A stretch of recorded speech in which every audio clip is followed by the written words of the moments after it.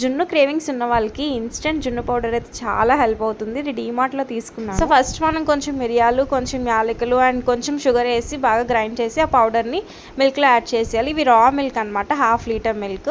So స్వీట్నెస్కి తగ్గట్టు sugar వేసుకున్నాం కాబట్టి బెల్లం కూడా చూసుకుంటూ వేసుకోవాలన్నమాట. ఇది బాగా మిక్స్ అయ్యేలా కలుపుకోవాలి, లంప్స్ లేకుండా. And now comes the main ingredient, జున్ను పౌడర్ని లంప్స్ లేకుండా బాగా మిక్స్ చేసేసుకోండి అండ్ మెయిన్ బౌల్లోకి వేసేసుకోవాలన్నమాట. సో ఇది హాట్ వాటర్ వేసి ఒక 20 minutes వరకు ఉడకనిస్తే సరిపోతుంది. ఇలా ఏదైనా పెట్టి చూస్తే మిల్క్ వచ్చిందంటే ఉడకలేనట్టు, సో కాసేపు ఉంటే ఉడికిపోద్ది. అండ్ దెన్ జున్ను చూసారు ఎంత బాగా వచ్చిందో, సేమ్ జున్ను పాలతో చేస్తే టేస్ట్ ఎలా ఉంటుందో అలాగే వచ్చిందనమాట. మాకైతే చాలా బాగా నచ్చేసింది.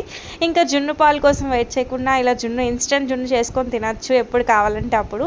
సో నాకైతే ఈ జున్ను చాలా అంటే చాలా నచ్చేసింది. సో మీలో కూడా జున్ను లవర్స్ ఉంటారు కానీ జున్ను పాలు దొరకక చాలా ఇబ్బంది పడతారు కదా, వాళ్ళ కోసం వీడియో షేర్ చేస్తున్నాను. To subscribe.